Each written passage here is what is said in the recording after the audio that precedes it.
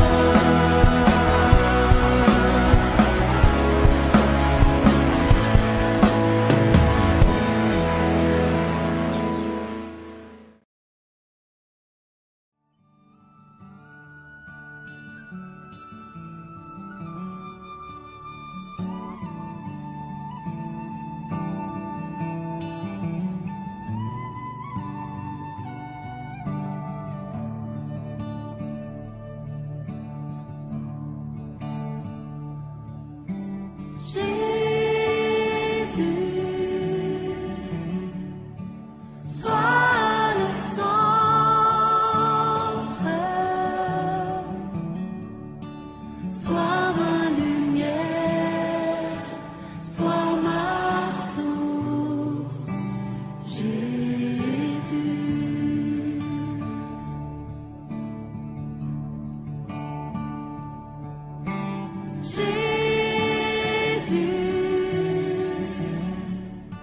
Sois le centre,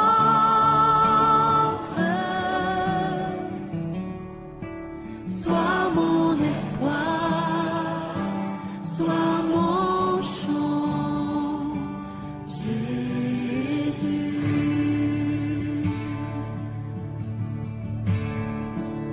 Sois le feu dans mon cœur, sois le vent dans ses voiles, sois la raison de ma vie, Jésus, Jésus.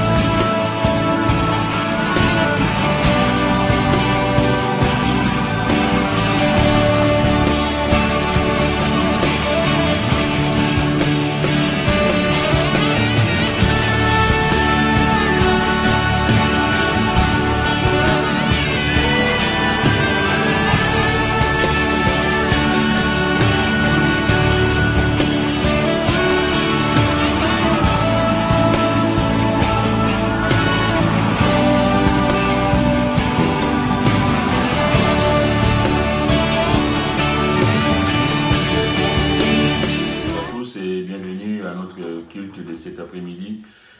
Nous bénissons le Seigneur pour sa grâce infinie. J'espère que vous avez passé une bonne semaine dans la présence du Seigneur et que vous allez passer une nouvelle semaine sous sa bonne garde. C'est toujours avec joie que nous nous retrouvons, malgré le fait que nous étions confinés, déconfinés et nous voici reconfinés. Mais bon, toute chose... nous laissons tout entre les mains du Seigneur. Nous savons que Dieu est au contrôle de chaque situation, de chaque événement sur cette terre. Nous savons que rien ne lui échappe.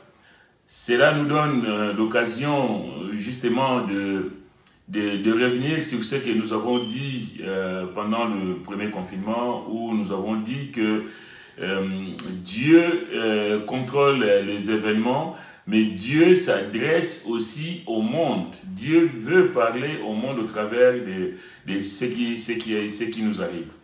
En fait, l'homme pense maîtriser quelque chose et au final, on voit que ce que Dieu a décidé, c'est ce qui va se passer. Et nous avons besoin, nous, en tant que peuple de Dieu, de continuer à regarder à lui et de ne pas baisser la garde. Cet après-midi, j'ai à cœur de partager avec vous sur un homme en dehors du Seigneur qui est notre principal invité, on va dire, Mais j'ai à cœur de partager sur le comportement d'un homme qui a joué aussi son rôle dans le procès de Jésus. Il s'agit de Ponce Pilate. On va prendre dans l'évangile selon Jean, au chapitre 19, évangile selon Jean, au chapitre 19, nous allons lire quelques versets. Il nous est dit à partir du verset 1er, « Alors Pilate prit Jésus et les fit battre de verges. Les soldats tressèrent une couronne d'épines qu'ils posèrent sur sa tête et ils le revêtirent d'un manteau de pourpre. Puis, s'approchant de lui, il disait « Salut, roi des Juifs !» et il lui donnait des soufflets. Pilate sortit de nouveau et dit aux Juifs, « Voici, je vous l'amène dehors, afin que vous sachiez que je ne trouve en lui aucun crime. » Jésus sortit donc portant la couronne d'épines et le manteau de pourpre. Et Pilate leur dit, « Voici l'homme. » C'est ça, en fait, la clé de ce message d'aujourd'hui. « Voici l'homme. » Et ça sort de la bouche d'un païen qui dit aux Juifs, à ceux qui ont reçu la révélation de Dieu, « Voici l'homme. » Au verset 6, il est dit, « Lorsque les principaux sacrificateurs et les huissiers le virent, ils s'écrièrent, « Crucifie, crucifie !» Pilate leur dit, « Prenez-le vous-même et crucifiez-le, car moi, je ne trouve point de crime en lui. » Les Juifs lui répondirent, « Nous avons une loi et selon notre loi, il doit mourir, parce qu'il s'est fait fils de Dieu. » Quand Pilate entendit cette parole, sa frayeur augmenta. Il rentra dans le prétoire et il dit à Jésus, « D'où es-tu » Mais Jésus ne lui donna point de réponse. Pilate lui dit, « Est-ce à moi que tu ne parles pas? Ne sais-tu pas que j'ai le pouvoir de te crucifier et que j'ai le pouvoir de te relâcher ?» Jésus répondit, « Tu n'aurais sur moi aucun pouvoir s'il ne t'avait été donné d'en haut. C'est pourquoi celui qui me livre à toi commet un plus grand péché. » Dès ce moment, Pilate cherchait à le relâcher. Mais les Juifs criaient, « Si tu le relâches, tu n'es pas ami de César. Quiconque se fait roi se déclare contre César. » Pilate, ayant entendu ces paroles, amena Jésus dehors et il s'assit sur le tribunal au lieu appelé le pavé, et en hébreu, Gabata. C'était la préparation de la Pâque et environ la 6e heure. Pilate dit aux Juifs, « Voici votre roi. » Mais ils s'écrièrent, « Ôte, ôte, crucifie-le !» Pilate leur dit, « Crucifierai-je votre roi ?» Les principaux sacrificateurs répondirent, « Nous n'avons de roi que César. » Alors il le leur livra pour être crucifié.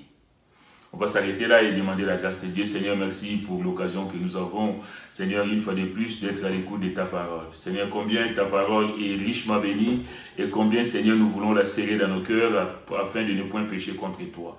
Donne-nous, Seigneur, d'être éclairés, d'être guidés. Seigneur, sers-toi de moi, Seigneur, afin que ta parole soit annoncée dans sa simplicité, mais en tout cas, Seigneur, qu'elle puisse trouver les chemins des cœurs. Merci pour ce moment, merci pour ta grâce infinie, car tout est grâce avec toi. Bénis mon frère, ma soeur, mon Dieu, toi qui connais leurs besoins, Seigneur, respectifs. Seigneur, je prie simplement que là où ils sont, qu'ils soient touchés, Seigneur, mon Dieu, et que les miracles s'accomplissent au nom de Jésus. Merci, Seigneur, parce que rien n'est impossible à toi. En tout cas, nous te donnons gloire et honneur, car tu en es digne au nom de Jésus. Amen. Amen. Que Dieu soit béni. Donc, comme je le disais tout à l'heure, c'est vrai, nous parlons du Seigneur, évidemment, il est question de lui, parce que nous nous trouvons là pour le glorifier, pour le célébrer, et ce qui doit être le cas chaque jour de notre vie. Mais le Seigneur a mis sur mon cœur de partager avec vous sur cet homme, sur Ponce Pilate. Ponce Pilate qui était donc gouverneur romain de Judée au 1er siècle après Jésus-Christ. Cet homme doit sa notoriété au rôle qu'il va jouer dans ses procès. D'ailleurs, sa notoriété, on ne l'aurait pas connu s'il n'y avait pas eu ces procès. Et il est devenu une figure proverbiale Vous savez, quand on dit lui c'est un Ponce Pilate, c'est-à-dire c'est quelqu'un qui ne veut pas s'engager, c'est quelqu'un qui ne veut pas prendre des responsabilités. Donc, pas dire de quelqu'un c'est un Ponce Pilate, c'est synonyme d'irresponsabilité. Cet homme, il était réputé brutal et implacable selon l'histoire. Mais l'histoire nous révèle plusieurs aspects du comportement enfin, nous avons beaucoup à apprendre en fait de son comportement.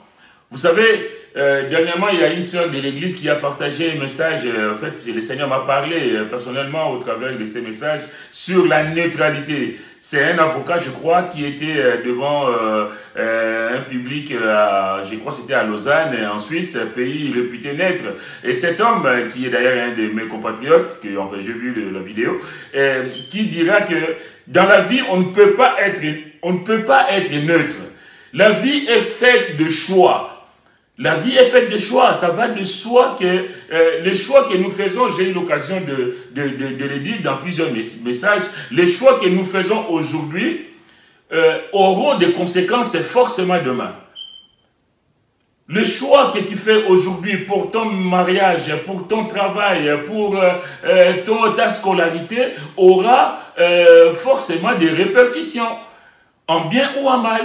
Raison pour laquelle pour faire les choix, on a besoin d'être instruit dans la sagesse de Dieu. On ne s'engage pas n'importe comment et on s'engage en s'appuyant sur le Seigneur. Donc si on revient à Ponce Pilate, je disais justement, parce que cet homme n'a pas voulu se mouiller, permettez-moi l'expression, n'a pas voulu se mouiller quant à ce qui concerne la mort du Seigneur. Son histoire donc nous révèle plusieurs aspects du comportement de beaucoup de gens face à la personne de Jésus. Beaucoup de gens sur cette terre n'ont pas de haine particulière contre le Seigneur. Ils aiment bien, mais Jésus c'est bien. Oh oui, tu es chrétien. Ah oui, ben oui, je connais Jésus. Il y en a qui, moi j'ai des collègues qui disent, comment il appelle d'ailleurs, le Christ. Ah, tu connais le Christ. Donc les gens connaissent Jésus, ils n'ont pas de haine particulière contre le Seigneur. Les gens, même dans d'autres religions, on parle de Jésus. Ils reconnaissent que Jésus a fait de grandes choses, même s'ils ne reconnaissent pas Jésus comme étant le Fils de Dieu, mais ils reconnaissent que Jésus est venu sur cette terre et que Jésus a accompli des choses que nul autre a pu accomplir. L'histoire païenne nous parle de Jésus. D'ailleurs, quand nous parlons de l'ère chrétienne, on parle de l'ère chrétienne par rapport à Jésus. Mais on a beau dire qu'il y a des calendriers, plusieurs sortes de calendriers, mais c'est lui qui tient, c'est les calendriers chrétiens. C'est l'ère chrétienne. On parle là encore on dit 2020 par rapport à quoi? Par rapport, le point de départ c'est la naissance du Seigneur. Ça aussi c'est un aspect des choses qui doit nous interpeller, qui doit nous montrer que personne ne peut ignorer qu'un jour, il y a eu sur cette terre la naissance du Messie, la naissance de Jésus qui est le Sauveur. Mais revenons à ce que je disais tout à l'heure, qu'il y a des gens qui n'ont pas de haine particulière contre le Seigneur, qui ne le rejettent pas systématiquement, qui disent oui, mais Jésus, oui, nous on sait qu'il est né de Marie, voilà, mais pour moi c'est pas Dieu, pour moi c'est un prophète. Mais en tout cas, qui ne le rejettent pas systématiquement. Mais aussi, il y a des gens qui ne veulent pas prendre position ferme et définitive vis-à-vis de Jésus parce qu'ils se laissent influencer par les événements ou par les circonstances qu'ils vivent. Ça, malheureusement, ça nous concerne aussi. Il y a beaucoup de gens qui ne veulent pas s'engager, il y a beaucoup de gens qui ne veulent pas proclamer haut et fort que Jésus-Christ est le sauveur du monde, il est l'agneau de Dieu qui est venu ôter le péché du monde, et ils ne veulent pas s'engager. Vous savez, j'ai eu l'occasion de le dire aussi, il y a des gens qui se disent chrétiens, oui, moi je suis chrétien, mais non pratiquant. C'est ces gens-là qui vont à l'église, qui vont aller à l'église à Noël, peut-être aussi à Pâques, et voilà, peut-être à l'Ascension, ou autre. Donc 3 ou 4 fois dans l'année, et c'est ces gens-là qui se disent « je suis chrétien non pratiquant ». On ne peut pas être chrétien et dire que je suis non pratiquant, ce n'est pas possible. Quand on est chrétien, un vrai chrétien s'engage pour le Seigneur. C'est quand on est un vrai chrétien, on a fait le choix de suivre les chrétiens et cela, ça doit se voir, cela doit s'entendre. Donc, revenons à Ponce Pilate. Cet homme a pu reconnaître que rien ne justifiait la crucifixion de Jésus. Il l'a reconnu. On va prendre la Bible dans ce que nous avons lu. Déjà au chapitre 18, si on fait un petit pas en arrière, au chapitre 18, il est donc, on lui présente donc Jésus, il va dialoguer avec le Seigneur. Il y a ces versets, enfin cette question importante qu'il va quand même poser à Seigneur au chapitre 37, au verset 37 du chapitre 18, il dit, Pilate lui dit, tu es donc roi? Jésus répondit, tu l'as dit, je suis roi. Je suis né et je suis venu dans le monde pour rendre témoignage à la vérité. Quiconque est de la vérité, écoute ma voix. Quiconque est de la vérité. Bien aimé, la question qu'on peut se poser, si nous sommes des enfants de Dieu, si nous sommes de vrais enfants de Dieu, nous devons être dans la vérité. Alors, Pilate lui dit, qu'est-ce qu'est la vérité? Ah, quelle question! Qu'est-ce que la vérité? Si, bon, c'est pas ce que nous avons étudié cet après-midi, mais la vérité, c'est simplement le contraire du mensonge. Il n'y a pas besoin de faire bac plus, je ne sais pas combien pour le savoir. La vérité, c'est le contraire du mensonge. Le Seigneur dira, je suis le chemin, la vérité et la vie. Il est le chemin, il est la vérité, il est la vie. Qu'est-ce que la vérité? La vérité, c'est le Seigneur. La vérité, c'est la conformité avec lui. C'est de faire corps avec lui. La vérité, c'est Christ en nous. C'est Christ qui vit en nous. La vérité, c'est sa parole. Si vous demeurez dans ma parole, vous êtes réellement mes disciples, vous connaîtrez la vérité et la vérité vous affranchira. La vérité, ce n'est pas de jouer au cache-cache avec le Seigneur. Ça n'a aucun sens. Et le Seigneur le dit, quiconque et de la vérité, écoute ma voix. Et Pilate a raison de forcer un peu, de demander, mais qu'est-ce que la vérité? Mais la vérité, en quelques mots, c'est ce que je viens de vous dire. Sanctifie-les par ta vérité, ta parole est la vérité. La parole de Dieu, c'est la vérité. Jésus est la vérité. Mais en tout cas, il va continuer. Donc, qu'est-ce que la vérité? Après avoir dit cela, il sortit de nouveau pour aller vers les Juifs. Il leur dit, je ne trouve aucun crime en lui. Je ne trouve aucun crime en lui. Cet homme est innocent. Cet homme n'a rien fait qui mérite la mort. Il leur a dit, maintenant au chapitre 19, verset 4. Pilate sortit de nouveau et dit aux Juifs, voici je vous l'amène dehors, afin que vous sachiez que je ne trouve en lui aucun crime. Je sais que vous suivez, je sais que vous êtes attentifs. Au verset 5, Jésus sortit donc portant la couronne d'épines et le manteau de pourpre, et Pilate leur dit, voici l'homme. Ecce homo. On va y revenir, mais au verset 6, il nous est dit, lorsque les principaux sacrificateurs et les huissiers le virent, ils s'écrièrent, crucifie, crucifie, crucifie, crucifie. Pilate leur dit, prenez-le vous-même et crucifiez-le, car moi, je ne trouve point de crime en lui. Alors, la question se pose. Pilate, qui est gouverneur romain, qui connaît le droit romain qui dit qu'on ne peut pas crucifier quelqu'un qui n'a pas commis de crime. Mais Pilate est sous pression. Et parce qu'il est sous pression, il va céder. Mais la fin de l'histoire de Pilate nous montre que c'était le côté politique seulement qui l'intéressait et ses avantages personnels qu'il pouvait tirer de cette affaire. Parce qu'il est conscient que cet homme est innocent. Cet homme n'a commis aucun crime. Rien ne justifie que cet homme aille à la croix selon le droit romain. Mais nous l'avons lu. Plus loin, on va lui dire, si tu le relâches, tu n'es pas ami de César. Ah bon? Cet homme blasphème parce qu'il s'est dit fils de Dieu. Donc il y a plusieurs choses qui s'entremêlent, qui fait que cet homme est en difficulté. Mais on sait qu'il est en difficulté parce qu'il ne veut pas faire les choix. Bien aimé, la vie, je reprends, la vie est faite de choix et des choix importants. Des choix qui auront forcément leurs conséquences un jour.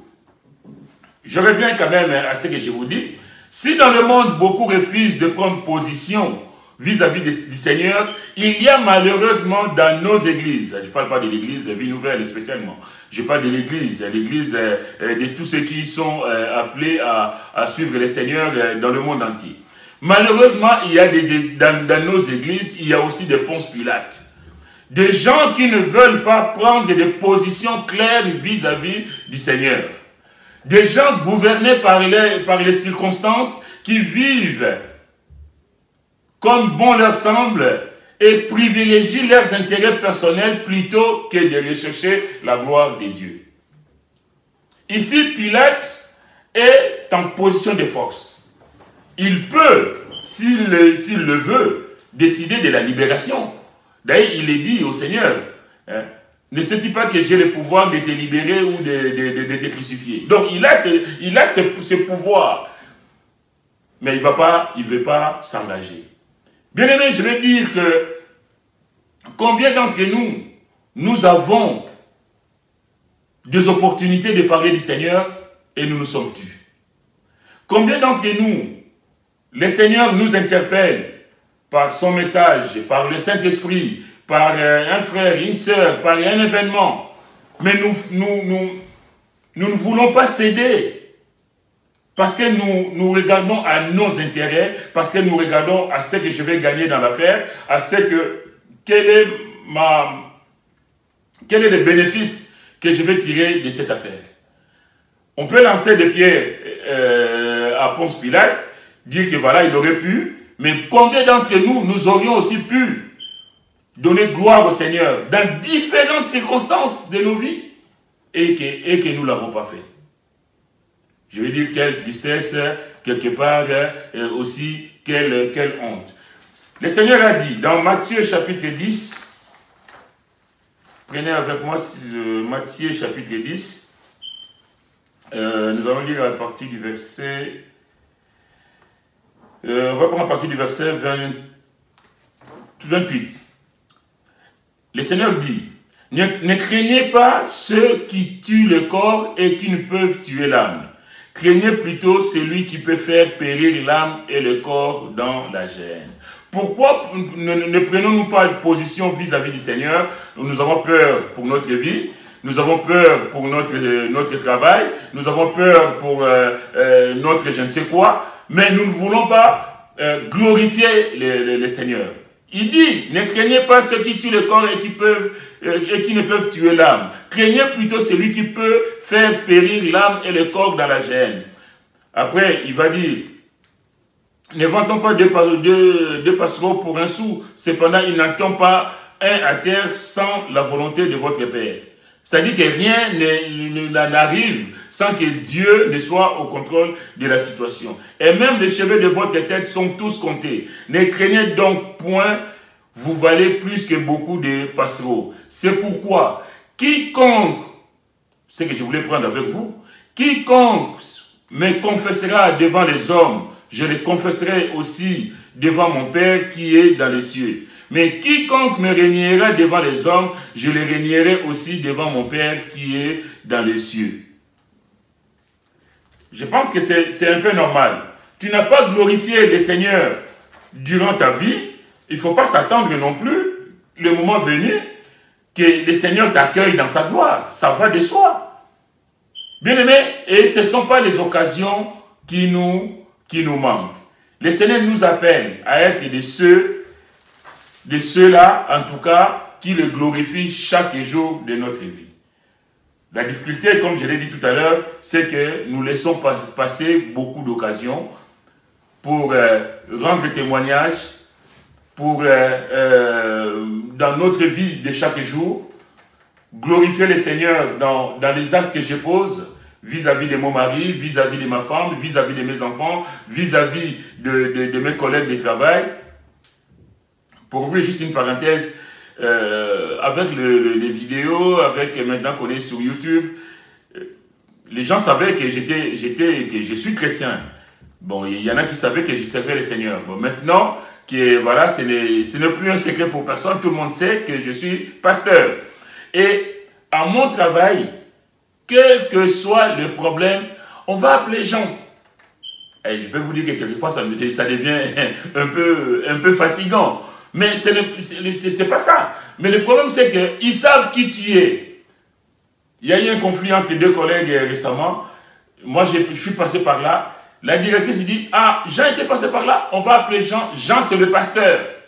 Vous vous rendez compte, c'est quelle responsabilité?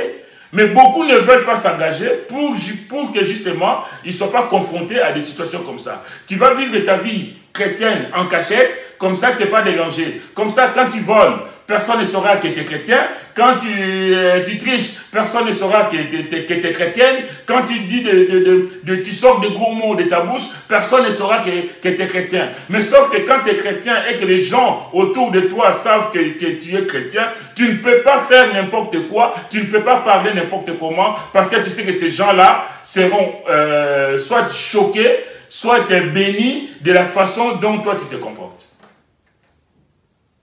Donc, quelquefois, nous ne voulons pas prendre position quand nous sommes des Ponce Pilate, quand nous ne voulons pas nous mouiller, tout simplement. Nous ne voulons pas glorifier le Seigneur dans notre vie. Je vais dire quelle tristesse. Mais en tout cas, moi, dans mon travail, je suis souvent sollicité parce que, ah oui, on va appeler Jean, et lui, il est pasteur, lui, il va dire la vérité. Oh là. Donc, évidemment, ma parole fait foi. Parce qu'ils disent que c'est la parole du pasteur. Moi, je l'ai dit, je n'ai pas honte de le dire, j'ai dit même dans ma famille, j'ai dit, ce que je vous dis, j'ai dit la vérité. Quitte à être l'autre qui va venir vous dire n'importe quoi, mais ça l'engage. Parce que chacun rendra compte devant Dieu. Vivre dans la crainte de Dieu, c'est de savoir que ce que tu fais, ce que tu dis, Dieu t'entend. Mais combien d'entre nous, nous régnons le Seigneur? Pourquoi? Parce que nous regardons à nos intérêts. Nous ne voulons pas confesser le Seigneur. Pourquoi? Parce que, ah oui, mais comment est-ce que je vais être regardé à cet endroit? L'enfant de Dieu, c'est celui qui prend position. Et la position que nous la prenons vis-à-vis du Seigneur, nous la prenons pour la gloire de Dieu. Quitte à ce que tu perdes dans cette affaire, que Dieu soit glorifié, mais en tout cas, je m'engage, je prends position pour la gloire de Dieu, que le nom du Seigneur soit béni. Alors, si on reprend notre étude, on voit que Pilate, donc, va amener le Seigneur, va le présenter aux Juifs, va dire qu'il n'a rien trouvé en lui. Il dit que voici l'homme. Bien aimé, je vais dire que Dieu s'est servi de Pilate pour annoncer aux Juifs que Jésus était bien le véritable homme au sens premier du terme. Au sens premier de ce que Dieu voulait en créant l'homme. Dieu a créé l'homme parfait. Dieu a créé l'homme sans tache. Dieu a créé l'homme pur. Quand Pilate dit aux Juifs, voici l'homme, il est en train de leur dire, voici l'homme selon Dieu. Nous avons David dans la Bible, l'homme selon le cœur de Dieu. David avec ses imperfections, mais David, on voit ses côtés où il était quelqu'un qui ne faisait rien sans se référer au Seigneur. David est l'image du Seigneur qui va naître dans la descendance de David. Mais ici, Pilate va dire, voici l'homme selon Dieu. Pilate ne sait pas qu'en le disant, il est en train de présenter Jésus comme étant l'homme parfait. L'homme parfait, l'homme pur, l'homme sans défaut, l'homme de qui on ne pouvait trouver aucune fraude, aucune mauvaise pensée, aucune injustice. On va prendre dans 2 Corinthiens chapitre 5 rapidement. 2 Corinthiens 5.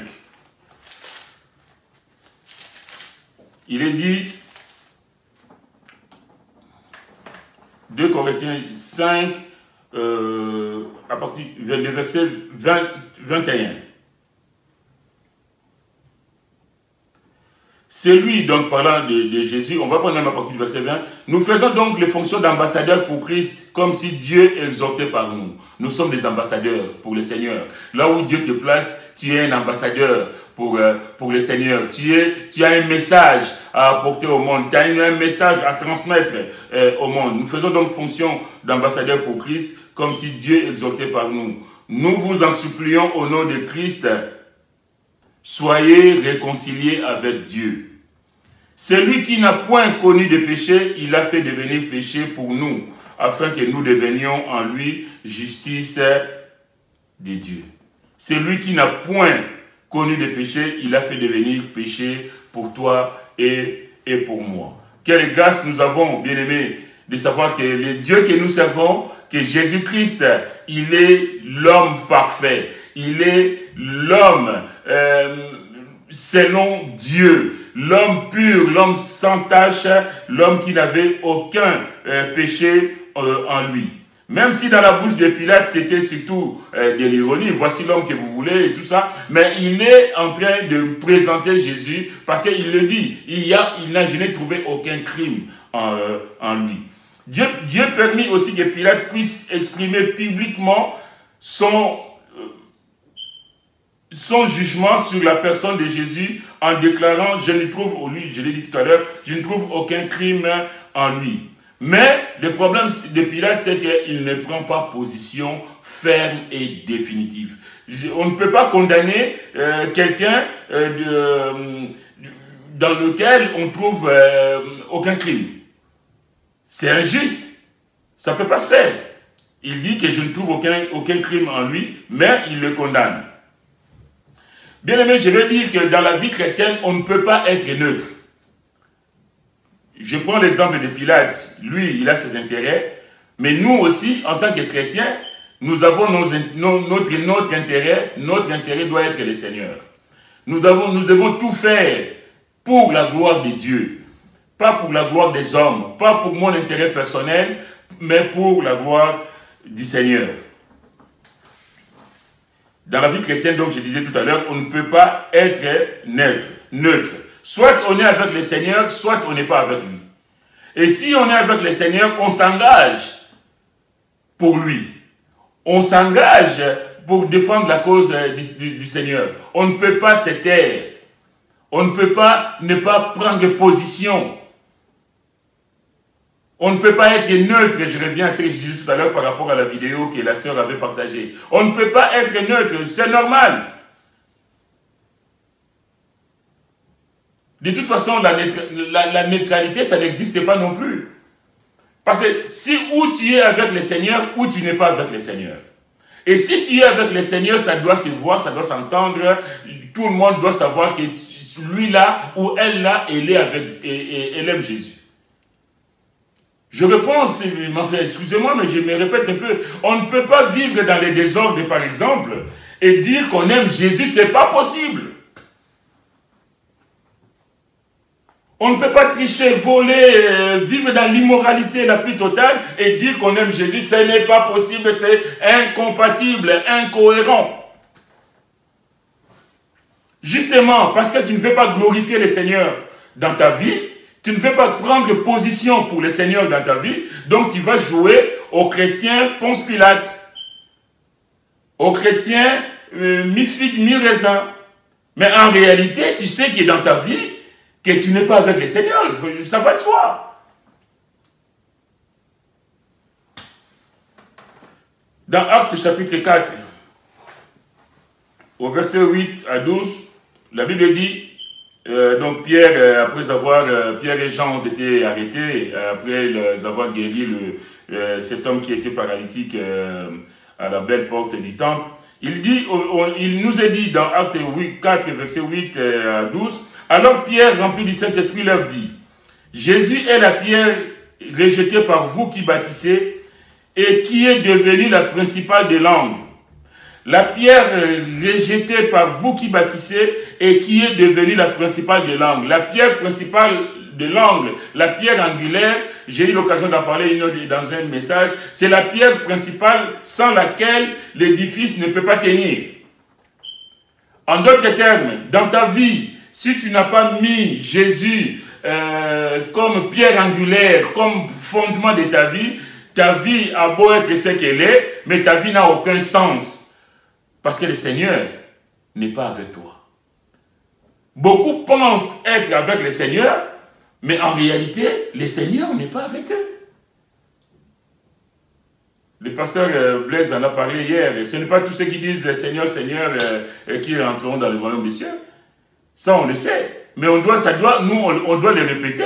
Parce qu'il y a beaucoup de gens, moi je suis outré de voir des gens, soi-disant chrétiens, vivre mais dans l'immoralité la plus totale. Mais ils ont quand même une certaine fierté. Moi je dis, ou alors c'est de l'inconscience, ou,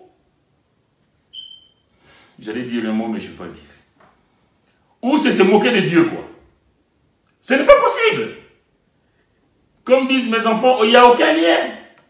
Quel lien y a-t-il entre toi et le Seigneur? Quel lien y a-t-il entre les ténèbres et la lumière? Tu ne peux pas être dans les ténèbres et en même temps dans la lumière, ce n'est pas possible. Si Jésus ne bâtit la maison, ceux qui la bâtissent travaillent en vain. Donc Pierre est rempli du Saint-Esprit, je réponds, leur dit, Jésus est la pierre rejetée par vous qui bâtissez et qui est devenue la principale de l'angle. C'est la pierre incontournable. C'est la personne qui doit être la personne qui doit diriger ta vie si tu veux que ta vie soit une vie réussie. Mais si tu l'écartes de ta vie, forcément, évidemment, la maison va s'écrouler un jour et c'est là qu'il y aura des pleurs et des grincements des dents. Et de dire, Pierre, donc, dans Acte 4, verset 12, « Il n'y a de salut en aucun autre, car il n'y a sous le ciel aucun autre nom qui ait été donné parmi les hommes par lesquels nous devions être sauvés. » Donc, si tu ne mets pas Jésus au centre de ta vie, si Jésus n'est pas le fondement de ta vie, tu as beau dire, tu as beau crier, tu as beau faire semblant, mais sache qu'un jour, tu rendras compte. Et ce jour-là, il y aura que lui et toi. Est-ce que nous laissons le Saint-Esprit agir en nous? Il est dit, pour que Pierre puisse faire cette déclaration, Pierre est rempli, la Bible dit, il est rempli du Saint-Esprit. Bien aimé, est-ce que nous laissons le Saint-Esprit nous remplir? Est-ce que dans notre vie, nous laissons la place que le Seigneur puisse diriger chaque détail de notre vie? Est-ce que nous laissons le Saint-Esprit convaincre les autres, les gens autour de nous, des péchés, de justice et de jugement? Est-ce que nous annonçons tout simplement cette bonne parole, cette bonne nouvelle, qu'il n'y a de salut en aucun autre, car il n'y a sous le ciel aucun autre nom qui ait été donné parmi les hommes par lesquels nous devions être sauvés, si ce n'est le nom de Jésus, notre Seigneur et notre Sauveur. Quelquefois, nous prenons des positions, je l'ai dit, mais je le redis, quelquefois nous prenons des positions parce que, qu'est-ce qu'on va dire de moi, qu'est-ce qu'on va faire de moi, bien aimé, nous devons mettre le Seigneur au centre de nos préoccupations, quitte à ce que je disparaisse, comme disait Jean-Baptiste, il faut que je diminue et que lui, il croisse. Si Jésus ne grandit pas en nous, si Jésus n'est pas vu en nous, on va dire, c'est mal parti, quoi, c'est mal parti. La fin donc de cette parodie de justice, revenons à Ponce Pilate, la fin de cette parodie de justice, c'est la condamnation à mort du Seigneur. La condamnation à mort de l'homme parfait, de l'homme sans péché, de l'homme qui n'avait commis aucun crime, de cet homme qui ne méritait pas d'aller à la croix, de cet homme, Dieu fait homme, qui va être crucifié comme un malfaiteur, alors qu'il n'a cessé de faire du bien à tous ceux qui l'approchaient. Tous ceux qui s'approchaient du Seigneur ont été bénis.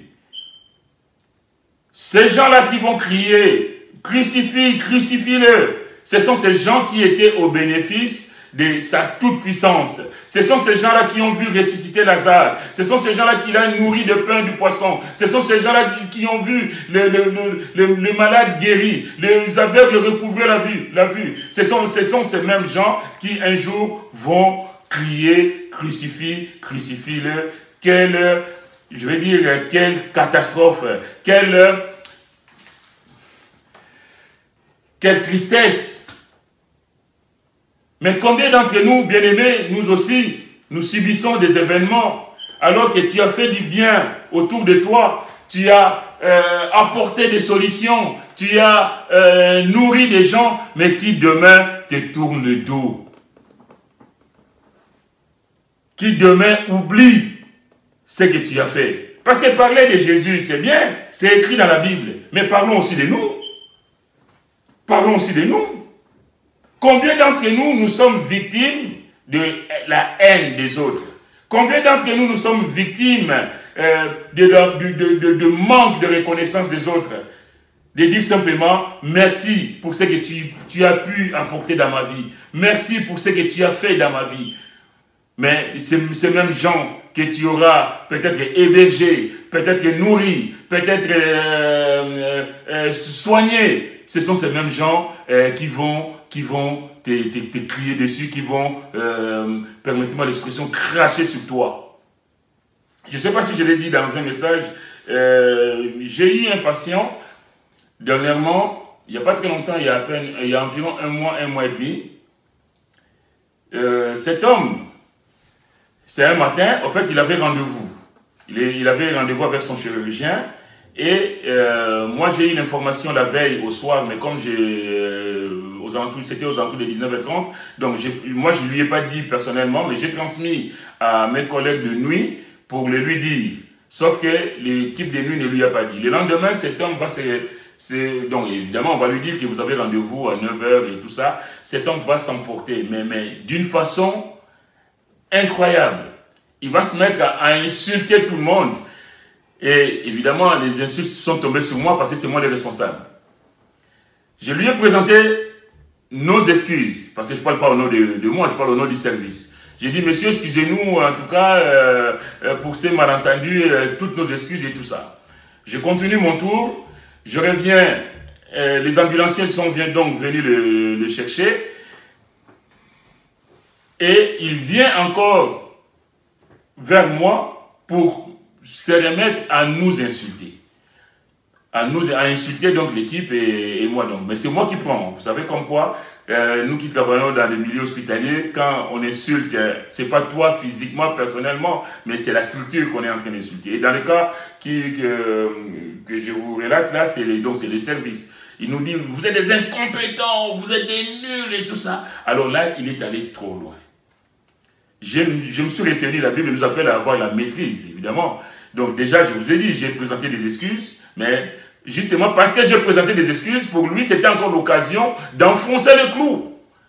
Combien d'entre nous, parce que tu fais preuve de bonne volonté, tu fais preuve du fait que tu es un enfant de Dieu, né de nouveau, qui pardonne, qui encaisse des coups, qui tend la joue opposée si on donne le soufflet sur l'autre joue. Évidemment, tout ça c'est pour vous dire que qui vit en accord, en harmonie en tout cas avec la parole de Dieu, mais les gens autour de nous en profitent pour nous enfoncer. Pour dire alors lui, il va voir. Lui là, il va subir. Il va prendre. Et on va encore taper. Mais l'exemple que je vous que je partage avec vous, c'est l'exemple, c'est un exemple vivant, personnel. Donc cet homme revient à la charge pour nous insulter. Alors là, je me suis dit, monsieur, alors, vous savez, vous pouvez nous insulter, je suis d'accord, il y a eu une faute, mais ça a été réparé, on vous a présenté des excuses. Ah non, vous êtes des nuls, des incompétents, il se met encore à nous insulter. Mais je lui ai dit une chose, je lui ai rappelé une seule chose, j'ai dit, monsieur, vous savez, j'ai 40 malades dans le service, 39 peuvent m'insulter, peuvent nous insulter, mais pas vous. Vous savez pourquoi? Cet homme qui m'insultait, qui haussait le ton dans le couloir pour que tout le monde puisse l'entendre, cet homme est arrivé dans ses services moribond. Moribond. Il ne pouvait même pas marcher, il ne pouvait pas parler. On l'a nourri dans le... C'est pas nous, hein, donc on a fait notre travail en fait. J'étais à ces petits soins matin, midi et soir.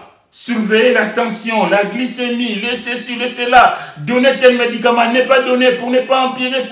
J'étais aux petits soins. Et voilà que cet homme debout, cet homme qui ne savait même pas comment s'habiller, qui vient nous insulter. Bien aimé, c'est l'exemple que nous voyons ici. Les gens qui vont t'insulter, les gens qui vont te maltraiter, alors que tu as tout apporté. Peut-être pas tout, mais en tout cas une bonne partie. Mais quand je lui ai dit que tout le monde, sur 40, 39 peuvent m'insulter, ils auront peut-être raison, mais pas lui. Mais je le lui ai dit en face. Vous savez quoi? Il a fait demi-tour. Parce que là, il a compris. Mais la suite, bon, ça, je ne parle pas de moi, mais c'est juste pour vous donner un exemple. Il a dit, il va faire une grève de la faim, parce que pourquoi je lui ai dit ça? Et pendant 3 jours, il ne voulait pas manger. Et même, moi, c'était l'histoire qui ça s'est produit un vendredi. J'étais de repos samedi, dimanche et lundi. Je reviens mardi. On me dit que ces patients, il boit que de l'eau, il fait grève de la faim, parce que moi, je lui ai dit que tout le monde peut nous insulter, pas lui. Vous savez ce que j'ai fait? Bon, la direction était au courant, moi je leur ai raconté toute l'histoire, j'ai fait une transmission ciblée, j'ai décrit l'événement comme je vous le raconte là. Je suis allé le voir. Il devait sortir, il a demandé à sortir contre avis médical. C'est-à-dire qu'il n'était pas complètement rétabli, mais compte tenu de cet événement, il voulait sortir. Je suis allé le voir. J'ai dit, monsieur, je viens vous parler. Je ne veux pas vous voir, sortez de ma chambre et tout. Il veut sortir, moi je ferme la porte derrière moi, je voulais qu'il entende. Et je lui ai dit, monsieur, pour ce qui s'est passé entre nous, je vous demande pardon. Je vous demande pardon, tout simplement. Vous avez été dans votre droit de ne pas être content par rapport à la prise en charge, mais vous n'avez pas le droit de nous insulter non plus. Et moi, je ne vous ai pas parlé mal. Je vous ai simplement rappelé certaines choses. Mais si ça ne vous a pas plu, je vous demande pardon, je vous présente toutes mes excuses. Vous savez, là, il s'est calmé. Il devait sortir, il n'est plus sorti, et le problème a été réglé. Parce que même si j'étais sur le plan professionnel, je n'avais fait aucune faute professionnelle. Parce que l'événement, moi, je l'ai transmis. Et après, il y a eu un quoi quelque part, vous savez, dans la transmission. Quelquefois, il y a un petit grain de sable qui vient faire que la machine ne tourne pas rond. Mais bon, ce n'était pas non plus l'occasion pour lui, pour nous descendre comme il l'a fait. Mais 3 jours après, quand je suis venu, j'ai vu que malgré les excuses que je lui avais présentées, malgré que la direction, les cadres supérieurs, tout le monde est allé le voir pour essayer d'apaiser la situation, il a décidé de sortir. J'ai dit, cet homme ne sortira pas en gardant un mauvais souvenir de moi, en ayant une mauvaise image de moi. Et je suis allé présenter, une fois de plus, des excuses et lui demander pardon. Tout le monde dans l'hôpital, tout le monde a dit, ah pourquoi tu l'as fait? Et même dans notre équipe. Ah mais Jean, pourquoi tu l'as fait? J'ai dit oui, je l'ai fait parce que je vais être en paix avec le Seigneur et en paix avec les hommes. Je ne veux pas que cet homme parte de cet hôpital. Beaucoup ont un bon témoignage de moi, je ne veux pas qu'il lui parte avec un mauvais témoignage. Donc je lui demande simplement, je lui demande pardon. Même la direction, tout le monde dit, Ah ben oui, c'est les pasteurs, c'est les pasteurs. Mais ce n'est pas question des pasteurs, je pense que c'est question de tout enfant de Dieu qui veut garder sa communion avec le Seigneur. Comment veux-tu être en paix en sachant que tu as blessé quelqu'un? Tu ne peux pas, en tout cas, moi je ne peux pas. Quand je suis revenu 3 jours après et que j'ai trouvé la situation non résolue, j'ai dit non. Et là, c'était, comme par hasard, c'était là qu'il a ces jours-là. Je pense que comme il savait que moi je revenais, il a dit non, ben mardi je sors.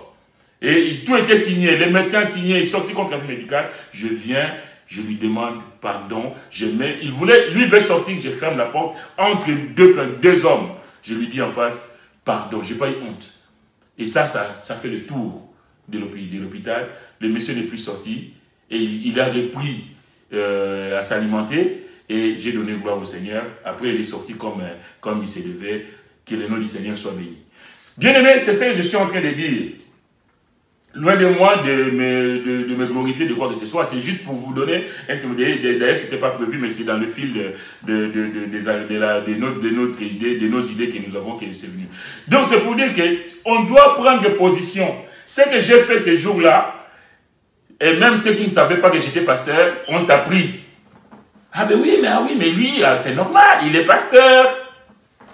Mais ce n'est pas question des pasteurs, c'est question d'être un enfant de Dieu. Que Dieu nous aide en tout cas à glorifier le Seigneur dans le moindre détail, que nous puissions saisir toutes les opportunités pour donner gloire à notre Dieu. Pilate, lui, il a dit, prenez-le, faites ce que vous voulez, moi je m'en lave les mains, parce qu'il ne veut pas se mouiller, c'est le cas de le dire, mais nous, bien aimés, nous devons prendre des positions pour le Seigneur. Moi, je n'ai pas eu honte d'aller voir cet homme, de lui demander pardon, je n'ai pas eu honte de fermer la porte et de s'expliquer.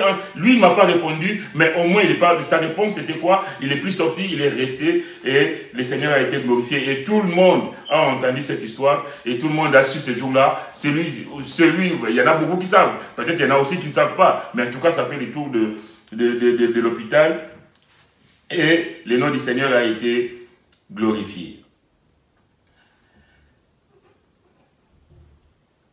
Cette foule qui criait quelques jours auparavant, béni soit celui qui vient au nom du Seigneur, va crier, crucifie-le, crucifie-le. Oh, combien le cœur de l'homme est méchant, combien l'homme est versatile, influençable, naviguant au gré de vagues sans savoir où cela va le conduire. On prend des positions sans savoir, sans en analyser les conséquences, les retombées. Que Dieu nous aide. On suit n'importe quoi sans réfléchir aux conséquences. Le croyant aussi peut être instable s'il n'est pas véritablement attaché au Seigneur. Bien aimé, si nous ne sommes pas véritablement attachés au Seigneur, si Jésus n'est pas la pierre angulaire dont nous avons parlé tout à l'heure, bien aimé, on peut penser que notre vie est belle, notre vie est magnifique, mais un jour, tu vas te rendre compte que tu étais loin du Seigneur et que tu n'auras rien gagné. L'apôtre Paul va le dire aux Éphésiens, dans le chapitre 4, verset 14, il dit « Ainsi, nous ne serons plus des enfants flottants et emportés à tout vent de doctrine, par la tromperie des hommes, par leur ruse dans les moyens de séduction. Mais en professant la vérité dans l'amour, nous croîtrons à tous égards en celui qui est le chef, Christ. » Est-ce que Jésus est ton chef? Est-ce que Jésus est celui qui dirige ta vie? Dans la transcription d'Alfred Cohen, c'est dit « Continuez à tenir ferme dans la communion du Seigneur. Attachez-vous à lui, mes amis, et que votre vie soit ancrée en lui. » Est-ce que notre vie est ancrée en Christ? Est-ce que nous persévérons dans notre foi? Est-ce que nous laissons le Seigneur se glorifier dans notre vie? Est-ce que nous nous laissons déstabiliser par les choses de cette vie? En tout cas, nous devons rester attachés au Seigneur. Tout le temps, tous les jours, nous devons faire corps avec le Seigneur. Que rien ne vienne nous séparer de son amour. J'aime bien ces chants que nous chantions à l'église. Jésus, sois le centre. Voilà, la mélodie m'échappe un peu. Mais c'est ça. soit le centre de, soit la lumière qui m'éclaire, soit le centre de ma vie. C'est magnifique que Jésus soit le centre de ta vie, mon frère, ma soeur. Je ne sais pas quoi d'autre vous dire, quoi. Le message, c'est ça. Que si Jésus est le centre de nos vies, bien aimés, nous allons être bénis, richement bénis. Nous allons en tirer bénéfice et nous allons récolter du fruit. En tout cas, Job, lui, il dira quand il était malmené dans tous les sens, il dira, Job pouvait dire, mon pied s'est attaché à ses pas, j'ai gardé sa voix, et je ne m'en suis pas détourné. Je n'ai pas abandonné les commandements de ses lèvres. J'ai fait plier ma volonté aux paroles de sa bouche. J'ai fait plier ma volonté aux paroles de sa bouche. Est-ce que nous laissons plier notre volonté à celle du Seigneur? Est-ce que nous restons ancrés en Jésus, comme ce bateau qui est ancré, même si le vent souffle, même si ça tire de partout, ça bouge dans tous les sens, mais du moment où l'ancre est jetée, ce bateau va vaciller, mais il restera là parce qu'il est ancré, il a jeté l'ancre. Et nous, on est ancrés dans le Seigneur. En conclusion, bien aimé, je vais dire que Jésus s'est donné pour nous. Nous l'avons dit, hein, en résumé. Pilate qui va donc amener Jésus dehors, qui va dire que voilà, je vous l'amène parce que je ne vois pas ce que je peux faire d'autre. Cet homme-là, je ne trouve point de crime en lui. Et voilà, eux, ils vont l'amener sur le terrain religieux parce qu'au verset 7 du chapitre 19, il dit, les Juifs lui répondirent, nous avons une loi et selon notre loi, il doit mourir parce qu'il s'est fait fils de Dieu. Donc, ils veulent qu'il soit condamné parce qu'il s'est fait fils de Dieu, donc c'est pour blasphème. Et nous y sommes là en plein des histoires de blasphème. Quand Pilate entendit cette parole, sa frayeur augmenta, il rentra dans le prétoire et il dit à Jésus, d'où es-tu? Évidemment, si on parle de fils de Dieu, c'est qu'il y a quelque chose qui m'échappe là. Donc il dit, ah, ce n'est pas un simple roi, donc c'est au niveau supérieur. La Bible dit que sa frayeur va s'augmenter. Sa frayeur augmenta, il rentra dans le prétoire, il dit à Jésus, il dit plus qui es-tu, hein? Il dit d'où es-tu? Tu es de la terre ou du ciel? Jésus répondit, tu n'aurais sur moi aucun pouvoir, et plus loin. Dès ce moment, Pilate, verset 12, Pilate cherchait à le relâcher. Mais les Juifs criaient, si tu les relâches, tu n'es pas ami de César. Il retombe sur le terrain politique. Si tu les relâches, d'un côté, il l'amène sur le terrain spirituel, que celui-là, il s'est fait fils de Dieu, donc pour notre loi, selon notre loi, il doit mourir. Pilate, il dit que ben là je ne sais plus là où j'en suis là. Et Pilate cherche à libérer Jésus parce qu'il pense que s'il a affaire au fils réel de Dieu, il est mal parti. Mais ils vont lui rappeler, si tu les libères, tu n'es pas ami de César. Il l'amène sur le terrain politique. Quiconque se fait roi se déclare contre César. Pilate, ayant entendu ces paroles, amena Jésus dehors, il s'assit sur le tribunal au lieu appelé le pavé et en hébreu Gabata. C'était là la préparation de la Pâque et environ la sixième heure. Pilate dit aux Juifs, voici votre roi. Et ils s'écrièrent haute. Pilate leur dit, crucifierai-je votre roi? Le principal sacrificateur répondit, nous n'avons de roi que César. Je vous parlais des choix tout à l'heure, là ils ont fait leur choix. Jésus n'est pas leur roi, et leur roi c'est César. Bien aimé, quand l'homme, et notamment ici les Juifs, qui avaient la révélation, qui avaient les prophéties, qui avaient vu tout ce que Jésus avait fait, qui pour le mettre à mort, vont dire qu'ils n'ont pas d'autre roi, que leur roi c'est César, ils avaient choisi leur camp, le camp de la perdition. Que Dieu nous aide, bien-aimés, à faire de Jésus le roi de notre vie. C'est lui qui règne, c'est lui qui dirige notre vie. Ils ont fait leur choix, et la Bible dit au verset 16, alors il les leur livra pour être crucifié. Le Seigneur va crucifier, on va s'arrêter là. Il n'a rien fait, il n'a rien commis de malhonnête, mais parce que les hommes juifs et non-juifs réunis. Dieu est au contrôle de l'histoire. Pourquoi Pilate est mêlé dans l'affaire? Parce que si ce n'était que les Juifs qui crucifiaient Jésus, on allait dire que les Juifs ont crucifié Jésus. Mais ce sont les Romains et les Juifs réunis.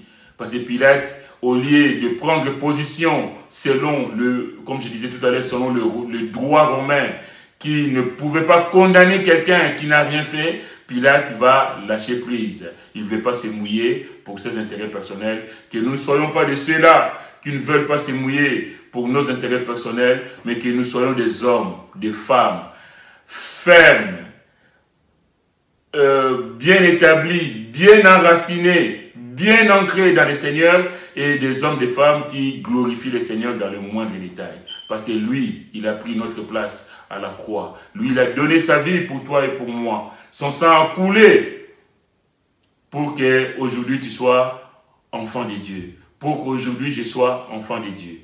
Nous fermons nos yeux, nous courbons nos fronts. Nous allons prier, mais que chacun là où il est, qu'il puisse reconnaître simplement que si tu n'as pas fait de Jésus ce roi qui doit régner dans ta vie, bien aimé, le moment est là encore, ce n'est pas encore trop tard pour faire de lui ton roi, c'est lui qui règne dans ta vie. Si dans ta vie, il y a encore des choses qui ne sont pas pour la gloire de Dieu, il y a encore des choses, des zones d'ombre, des doutes, des hésitations, tu ne peux pas t'engager parce que tu as peur pour ton travail, pour je ne sais quoi, pour ton mari qui va te quitter ou ta femme qui va te quitter, ou je ne sais quoi d'autre. Bien aimé, nous allons aussi prier pour que le Seigneur puisse t'éclairer. Donne gloire au Seigneur.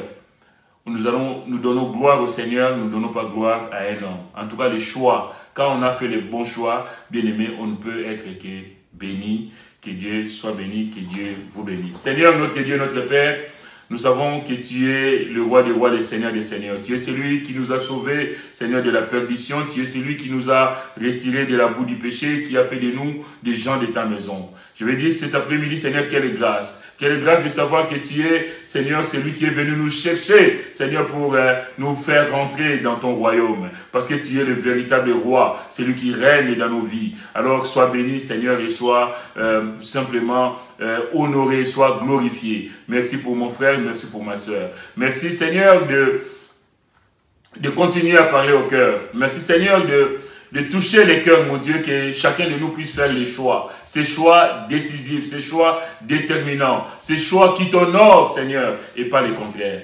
Merci pour tout, sois béni à jamais, au nom de Jésus. Si tu es là, mon frère, ma soeur, et que tu as des besoins personnels, et tu aimerais que le Seigneur puisse intervenir dans ta vie, tu es, comme je disais tout à l'heure, tu es tout entier au Seigneur, mais dans ta vie, il y a des combats, il y a des luttes. Je l'ai dit, hein, mais la Bible dit aussi que ceux qui veulent vivre pieusement en Christ seront persécutés. Quand les chrétiens sont persécutés, souvent ce n'est pas parce qu'ils ont trébuché, parce qu'ils ont fait des choses, tout simplement parce que l'ennemi ne veut pas que tu sois une bénédiction pour ta famille, pour ton travail, pour ceci ou pour cela. Donc il va te donner des coups. Mais si tu es dans cette situation, on va prier que le Seigneur puisse agir, que le Seigneur puisse se glorifier, parce que c'est lui qui défend notre cause. L'Éternel combattra pour vous. L'Éternel combat pour nous. Et nous gardons silence. Et nous allons remettre ça entre les mains du Seigneur. Seigneur, mon Dieu, mon Père, tu vois, Seigneur, ses frères, cette soeur, cet ami, Seigneur, qui a besoin de toi. Dans son problème, dans sa difficulté, Seigneur, il a les yeux fixés sur toi. Il s'attend à toi. Et je vais m'associer à lui, je vais m'associer à elle, Seigneur, pour crier à toi, Seigneur, pour le remettre, pour la remettre entre tes mains. Afin que dans ta grâce infinie, dans ton amour, dans ta toute puissance, Seigneur, que tu puisses répondre à leurs attentes. Merci de tes bénédictions, Seigneur. Merci de ton intervention, Seigneur. Rien n'est impossible à toi. Tu es le Dieu Tout-Puissant. Seigneur, rien ne peut te résister. Alors, nous voulons laisser nos bien-aimés entre tes mains, Seigneur, afin que tu puisses te glorifier dans leur vie. Merci, Seigneur. Que ton nom soit béni. Si tu es là, mon cher ami, ma chère amie, tu as suivi ces messages, tu ne connaissais pas Jésus et que là, tu découvres que c'est Jésus et cet homme qui est venu sur cette terre, du Dieu fait homme, Dieu incarné, qui est venu pour te libérer de l'emprise du péché, te libérer du poids de l'ennemi. Si tu es là et que tu veux l'accepter comme Seigneur et Sauveur, je vais prier pour toi afin que ce Jésus devienne ton Seigneur et ton Sauveur. Seigneur mon Dieu, tu vois Seigneur ces âmes qui se tournent à toi. Nous prions que tu puisses Seigneur les attirer à toi Seigneur mon Dieu et qu'elles soient vraiment Seigneur, qu'elles deviennent Seigneur mon Dieu des âmes de ta maison, ces âmes qui t'appartiennent. Merci pour ces amis que tu bénis richement. En tout cas Seigneur, que tu continues à parler Seigneur à leur cœur, que tu continues à les attirer à toi. Que ton nom soit béni, glorifié, car tu en es vraiment digne, dans le nom de Jésus. Que le Seigneur soit béni. Je ne vous l'ai pas dit tout à l'heure, mais nous allons passer à la table du Seigneur. Je fais un peu l'enchaînement direct, comme ça, voilà. Je vous laisse le temps quand même de vous préparer pour un petit morceau de pain, un petit jus de raisin. Nous allons partager le repas du Seigneur et je reviens dans 2 minutes. Le temps de vous laisser vous préparer. Que Dieu vous bénisse.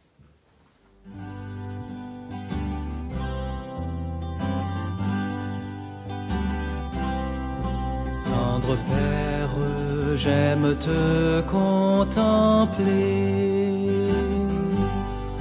Tendre Père, j'aime te contempler. Je t'offre ma vie, je chante ta gloire. Tendre Père, j'aime te contempler.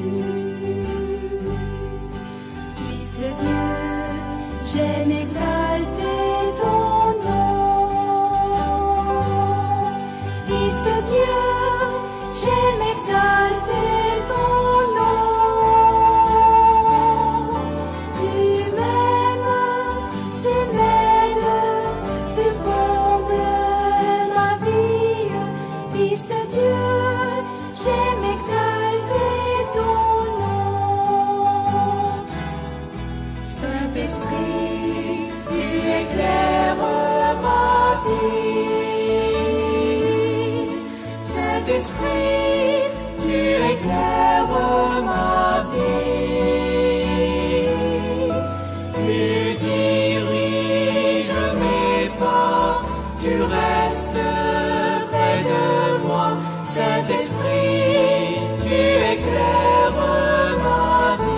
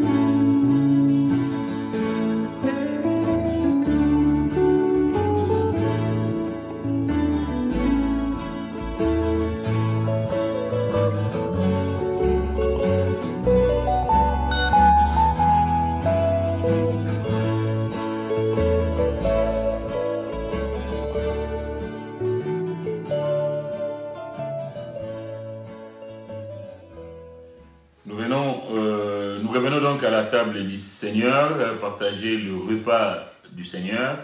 Je rappelle que la Sainte Seine est réservée à ceux qui ont accepté Jésus comme étant Seigneur et Sauveur, qui marchent en nouveauté de vie, c'est-à-dire des gens qui font la paix en permanence avec le Seigneur, qui se remettent en question, qui confessent leurs péchés, qui les abandonnent aussi, parce que c'est une chose de confesser ses péchés, mais c'en est une autre de les abandonner.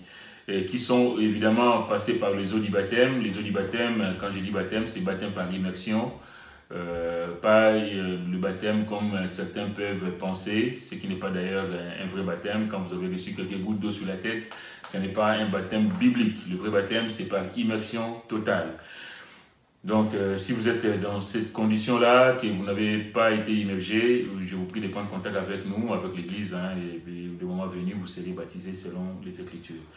Je vais lire avec vous dans le prophète Ésaïe au chapitre 53, quelques versets. Il nous est dit à partir du verset 1er, « Qui a cru à ce qui nous était annoncé ?» On est toujours dans la continuité de ce que nous avons entendu comme message tout à l'heure. Qui a reconnu le bras de l'Éternel. Il s'est élevé devant lui comme une faible plante, comme un rejeton qui sort d'une terre desséchée. Il n'avait ni beauté ni éclat pour attirer nos regards, et son aspect n'avait rien pour nous plaire. Méprisé et abandonné des hommes, homme de douleur et habitué à la souffrance, semblable à celui dont on détournait le visage. Nous l'avons dédaigné, nous n'avons fait de lui aucun cas. Cependant, ce sont nos souffrances qu'il a portées, c'est de nos douleurs qu'il s'est chargé, et nous l'avons considéré comme puni, frappé de Dieu et humilié. Mais il était blessé pour nos péchés, brisé pour nos iniquités. Le châtiment qui nous donne la paix est tombé sur lui. C'est ce que je disais tout à l'heure, que lui l'innocent, lui qui n'a rien fait, il va aller à la croix, alors qu'il était l'homme parfait, l'homme selon Dieu. Le châtiment qui nous donne la paix est tombé sur lui, et c'est par ses meurtrissures que nous sommes guéris. Verset 6, « Nous étions tous errants comme des brebis, chacun suivait sa propre voie, et l'Éternel a fait retomber sur lui l'iniquité de nous tous. Nous avons péché, et c'est lui qui a pris sur lui. » L'Éternel a fait retomber sur lui l'iniquité de nous tous. Il a été maltraité et opprimé, et il n'a point ouvert la bouche. Semblable à un agneau qu'on mène à la boucherie, à une brebis muette devant ceux qui l'attendent, il n'a point ouvert la bouche. Il a été enlevé par l'angoisse et le châtiment, et parmi ceux de sa génération, qui a cru qu'il était retranché de la terre des vivants et frappé pour les péchés de mon peuple. On a mis son sépulcre parmi les méchants, son tombeau avec les riches. Quoiqu'il n'eût point commis de violence et qu'il n'eût point de fraude dans sa bouche, il a plu à l'Éternel de les briser par la souffrance. Après avoir livré sa vie en sacrifice pour le péché, il verra une postérité et prolongera ses jours. Et l'œuvre de l'Éternel prospérera entre ses mains. On va s'arrêter là. Quoiqu'il n'eût point commis de violence et qu'il n'eût point de fraude dans sa bouche, il a plu à l'Éternel de le briser par la souffrance. Il a plu à Dieu de le briser, au Père de le briser par la souffrance, alors qu'il n'a commis aucun crime, comme nous l'avons entendu. Je ne vais pas revenir sur le message, mais nous l'avons entendu. Il n'y avait en lui aucun crime. Mais il a payé le prix pour toi et pour moi. Raison pour laquelle, bien-aimés, nous devons considérer nos vies. Si quelque chose te reproche, il est temps de te repentir de tes péchés, de renoncer à ces péchés et de renouer, de recommencer une nouvelle vie avec le Seigneur.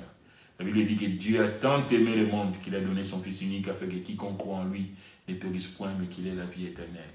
Aujourd'hui, nous sommes là, mais dans une semaine, dans quelques jours, même dans quelques minutes, quelques heures, on ne sait pas, Dieu seul le sait, combien nous avons besoin de mettre notre vie en règle avec le Seigneur.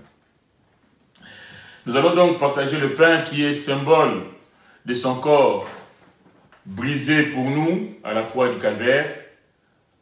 Lui qui n'a pas commis de péché, il a été maltraité, son corps brisé pour nous. Bien-aimés, je vous prie de partager le pain avec moi, symbole du corps de Christ brisé pour nos péchés.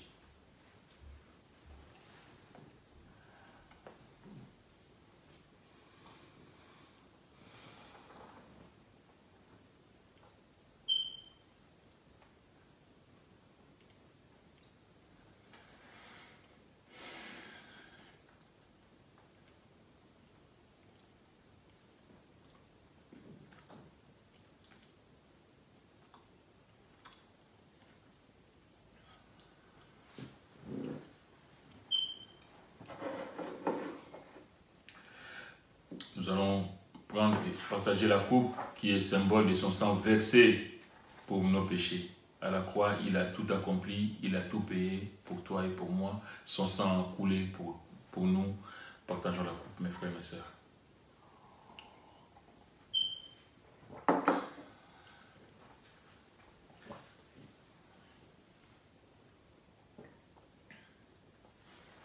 N'hésitez pas à remercier le Seigneur là où vous êtes. Et nous allons les bénir et clôturer ce moment. Seigneur, merci pour ce moment. Seigneur, merci pour cette coupe que nous avons partagée, ce corps brisé pour nous. Seigneur, mon Dieu, tu ne t'es pas retenu, tu as tout donné à la croix. Seigneur, pour mon frère, pour ma soeur, pour moi, Seigneur, mon Dieu. Combien, Seigneur, nous sommes reconnaissants, Seigneur, de ce que tu as tout fait pour nous, Seigneur. Voilà, Seigneur, ce soir, nous te donnons simplement la reconnaissance, Seigneur, de nos cœurs, Seigneur. Nous savons que, Seigneur, tu as tout payé, Seigneur, alors que nous ne méritions rien, Seigneur. Tu l'as fait parce que tu nous aimes. Tu nous as toujours aimés, Seigneur, d'un amour vrai, Seigneur, d'un amour infini. Seigneur, que ton nom soit béni. Merci pour mon frère, merci pour ma soeur. Sois béni, Seigneur. Nous allons clôturer donc notre réunion, nous allons prier. Seigneur, mon Dieu, mon Père, je te remets, Seigneur, ces bien-aimés qui ont suivi ces messages. Merci pour la semaine écoulée et merci pour la semaine qui commence devant nous, Seigneur. Nous la laissons entre tes mains, nous prions que tu puisses nous diriger, nous conduire, que ta bonne main, que ta grâce, Seigneur, soit le partage de chacun. Merci pour tout, au nom de Jésus. Amen. Que Dieu vous bénisse. En tout cas, bonne semaine à tous. Toujours sous le regard béni du Seigneur. N'oubliez pas la prochaine réunion maintenant avec le confinement. Donc, mercredi 20h, vendredi 20h et dimanche 10h30 et 17h. Soyez richement bénis au nom du Seigneur. Amen. Que Dieu soit béni.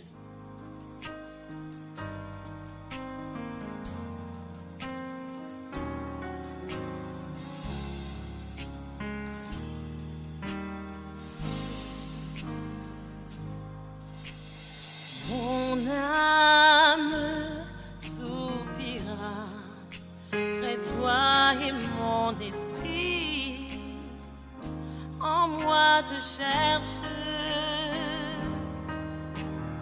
Toi seul est le désir de mon cœur et je vis pour t'adorer.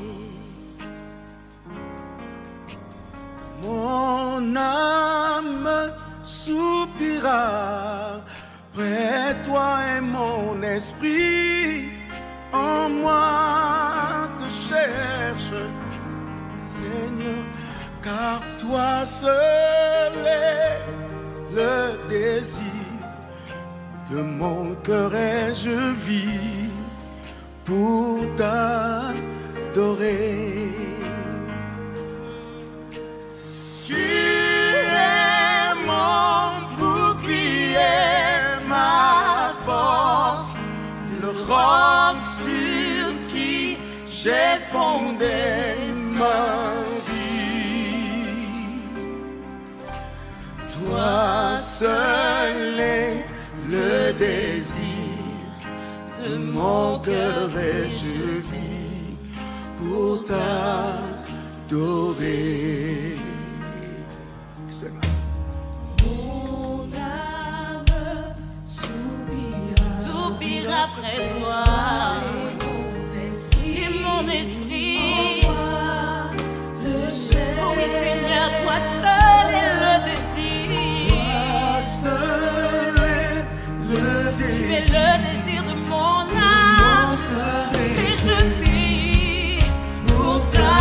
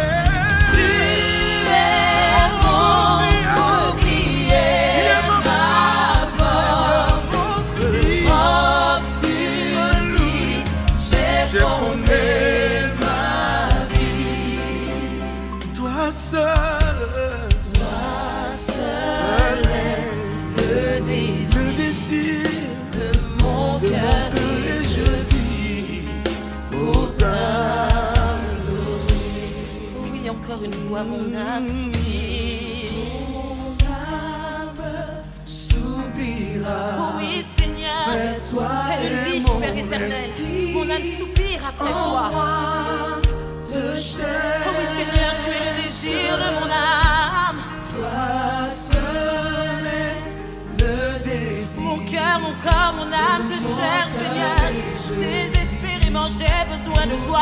Oh oui, voilà pourquoi nous disons, tu es mon bouclier. Tu es mon bouclier, ma force. Oui, Seigneur. Roc sur qui j'ai fondé ma vie. Oh oui, toi seul. Toi seul est le désir De mon cœur. de mon cœur et je vis. Oh oui, je vis. Oh oui, je vis. Oh, tu es mon bouclier, ma force. le roc sur qui Roc sur qui j'ai fondé ma vie. vie. Toi seul, Toi seul c'est le désir le désir de mon cœur et je vis Oh. pour ta. Tu es Tu es mon bouclier, ma force. le roc sur qui Roc sur qui j'ai fondé j'ai ma fondé vie. ma vie. Car toi seul, Toi seul est alléluia, le désir le désir de mon de cœur. mon cœur et Je vis pour t'adorer.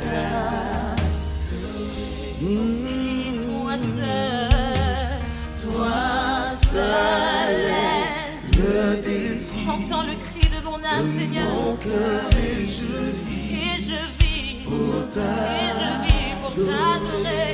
Oui, Seigneur, toi seul tu es tout pour moi.